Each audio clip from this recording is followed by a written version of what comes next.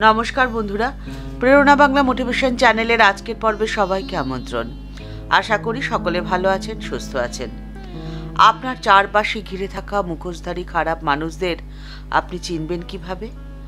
আপনি যদি তাদের না চিনে নিয়ে তাদের সাথে মেলামেশা করেন, তাহলে আপনার জীবন দিনের পর দিন জটিল থেকে জটিলতর হয়ে উঠবে। তাই তাদের চিনে রাখা খুব প্রয়োজন। আর এর জন্য রয়েছে মাত্র 3টি পথ। ঠাকুর, মা ও স্বামীজির ভাব ও আদর্শে সেই 3টি পথের কথাই রইল আজকের পর্বে। তাই ভিডিওর শেষ পর্যন্ত থাকার অনুরোধ রইল। মুখোশ পরে যারা আপনার আশেপাশে ঘুরছে, তাদের চিনে নেওয়ার জন্য প্রথম যে কাজটি আপনাকে করতে হবে সেটি হলো আপনার মনের চোখটি সব সময় খোলা রাখতে হবে। আপনার দুটি চোখ দিয়ে আপনি যা দেখছেন সব সময় তার অর্থ আপনি সঠিকভাবে নাও বুঝতে পারেন, কিন্তু আপনার মনের চোখ কখনো আপনাকে ভুল পথ দেখাবে না। তাই সদা সর্বদা আপনি আপনার মনের চোখটি খোলা রাখবেন। কারণ মনের চোখ দিয়ে আপনি যখন কোনো মানুষের সাথে মিশবেন, তাকে দেখবেন, তাকে চিনবেন, তাকে জানবেন, তখন আপনি তার খুব কাছাকাছি চলে যাবেন। আপনার ভুল হওয়ার কোনো সম্ভাবনাই থাকবে না।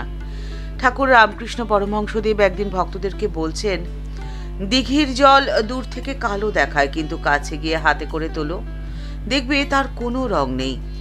আকাশ দূর থেকে নীল বর্ণ, কিন্তু কাছের আকাশ দেখো দেখি, কোনো রং সেখানে পাবে না। ঠাকুর বলছেন, তোমরা ঈশ্বরের যত কাছে যাবে ততই তোমাদের এই ধারণাই হবে যে তার নাম নেই, রূপ নেই। কিন্তু আবার পিছিয়ে একটু দূরে চলে যদি আসো, তখন তোমরা দেখবে আমার শ্যামা মা যেন ঘাস ফুলের রং। আপনি আপনার মনের চোখ দিয়ে আন্তরিকতার সাথে যত ঈশ্বরের কাছাকাছি পৌঁছে যাবেন, ততই তাকে আপনার নিরাকার বলে মনে হবে। কোনো আকার আপনি তার খুঁজে পাবেন না।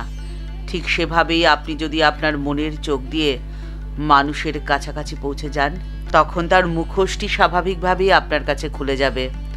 আপনি তার ভেতরের চেহারাটি পরিষ্কার জানতে, চিনতে আর বুঝতে পারবেন। মুখোশধারী মানুষদের চিনে নেওয়ার দ্বিতীয় কৌশলটি হলো আপনাকে সরলতা বজায় রেখে চলতে হবে। আপনার মধ্যে যে শিশুসুলভ প্রকৃতিটি রয়েছে, সেটিকে সব সময় ধরে রাখতে হবে আপনাকে।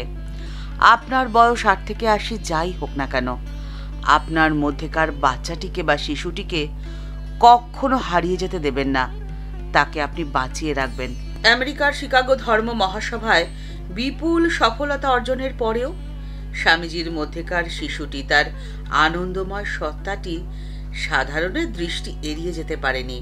আর ঠিক সেই জন্যই দ্য বাস্টার্ন ইভিনিং ট্রান্সক্রিপ্ট পত্রিকায় স্বামীজি সম্পর্কে লেখা হলো, নিজের ভাবরাশির চমৎকারিত্ব আর আকৃতির প্রভাবে তিনি মহাসভায় অত্যন্ত লোকপ্রিয়। তিনি শুধু মঞ্চের একদিক থেকে অন্যদিকে হেঁটে গেলেই হাততালি পান, আর হাজার হাজার মানুষের প্রশংসায় তিনি বিন্দুমাত্র গর্ব প্রকাশ না করে তা শিশুর মতো সানন্দে গ্রহণ করেন।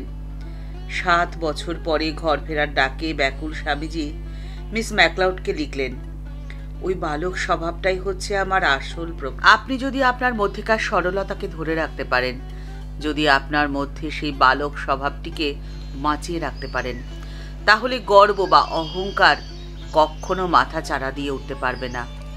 আর অহংকার পতনের মূল। আপনার অহংকার আপনার বন্ধনের কারণ, আপনাকে বদ্ধ করে রাখবে, আবদ্ধ করে রাখবে, আপনার দৃষ্টিটাকে অস্বচ্ছ করে রাখবে। আপনি স্বচ্ছ দৃষ্টি দিয়ে আপনার আশেপাশের কোনো কিছুই দেখতে পারবেন না। আর সেই জন্যেই আপনি মুখোশধারী মানুষদের আসল রূপটাও চিনতে পারবেন না, যদি আপনি অহংকারে মত্ত হয়ে থাকেন। আর তৃতীয় যে কাজটি আপনাকে করতে হবে সেটি হলো আপনার অন্তর্নিহিত দেবত্বকে জাগিয়ে তুলতে হবে। আর এর জন্য প্রয়োজন আপনার স্বাধীন চিন্তা এবং স্বাধীন ভাবনার। অনেক সময় দেখা যায় যে আপনার স্তুতি বাক্য যিনি করছেন, তার থেকে আপনার বেশি কাছের, বেশি আপন তিনিই হন, যিনি প্রতিটি কথায় আপনার বিরুদ্ধাচরণ করছেন, আপনার সাথে তর্ক করছেন, ঝগড়া করছেন। তিনি তার মতো করে স্বাধীনভাবে তার ভাবনা চিন্তা প্রকাশ করছেন মাত্র। স্বামীজি তখন দেশে দেশে ফিরে আসার পরে তিনি রয়েছেন লাহোরে। তিনি একদিন প্রাণ খুলে এক ভদ্রলোকের প্রশস্তি করছেন। পাশের এক সঙ্গী এতে বেশ অসন্তুষ্ট হয়ে স্বামীজিকে বললেন, কিন্তু স্বামীজি, সে কিন্তু আপনাকে মানে না। সঙ্গে সঙ্গে স্বামীজি তাকে বললেন, ভালো মানুষ হতে গেলে বুঝি আমাকে মানতেই হবে? স্বামীজি বলছেন, অন্তরের দেবতাকে সবসময় স্বীকৃতি তো দিতেই হবে। আপনার অন্তরের দেবতা যা চান আপনাকে সেরকমভাবেই চলতে হবে। কারণ জীবাত্মার দেবত্ব আর স্বাধীনতা একের সঙ্গে অপরটি ওতপ্রোতভাবে জড়িত। একটিকে ছেড়ে অন্যটিকে তো ভাবা যায় না, পালন করা উচিত নয়। স্বামীজির ভাষায় স্বাধীনতা হলো আত্মার সঙ্গীত। মাত্র 3টি কাজ। প্রথম, আপনার জ্ঞান চক্ষুকে উন্মোলিত করা, অর্থাৎ আপনার অন্তরের দৃষ্টিকে প্রসারিত রাখা। দ্বিতীয়, আপনার সরলতাকে বাঁচিয়ে রাখা। আর তৃতীয়, আপনার অন্তর্নিহিত দেবত্বকে জাগ্রত করা।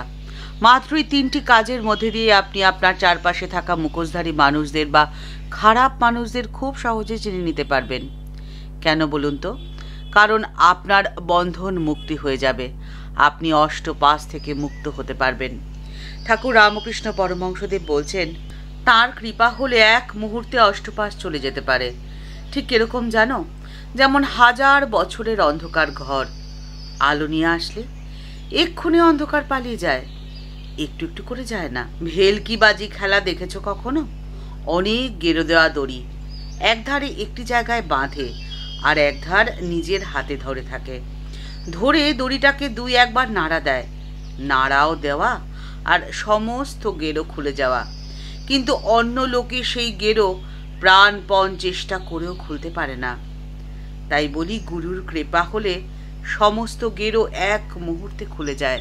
আপনার আশেপাশে যতই মুখোশধারী খারাপ মানুষেরা ঘোরাফেরা করুক না কেন, আপনার ওপরে যদি তাঁর কৃপা বর্ষিত হয়, তাহলে তিনি আপনার সমস্ত দায়িত্ব নিজের কাঁধে তুলে নেবেন। সমস্ত গেরো খুলে দেওয়ার দায়িত্ব তাঁর, আপনার নয়। আপনি শুধু তার কথা চিন্তা করুন, তাঁর পায়ে নিজেকে সমর্পণ করে দিন, তাহলেই হবে। ঠাকুরমা ও স্বামীজির চরণে প্রণাম জানিয়ে আজকের পর্ব এই পর্যন্তই। দেখা হচ্ছে পরের পর্বে। এই পর্বের উপস্থাপনা যদি আপনাদের এতটুকুও ভালো লেগে থাকে, তাহলে তা অনেকের মধ্যে ছড়িয়ে দিয়ে প্রত্যেকের জীবনকে উন্নত করতে আপনি আপনার সামান্যতম অবদান রেখে যেতেই পারেন। এই ভিডিওর নিচে একটি থ্যাঙ্কস অ্যাপের বাটন রয়েছে, সেই বাটনটি ক্লিক করে আপনার যেমন ইচ্ছে, যেভাবে ইচ্ছে আমাদের চ্যানেলটিকে এগিয়ে যেতে আমাদের পাশে আপনি থাকতে পারেন। সবাই ভালো থাকবেন, সুস্থ থাকবেন। দেখা হচ্ছে পরের পর্বে। নমস্কার।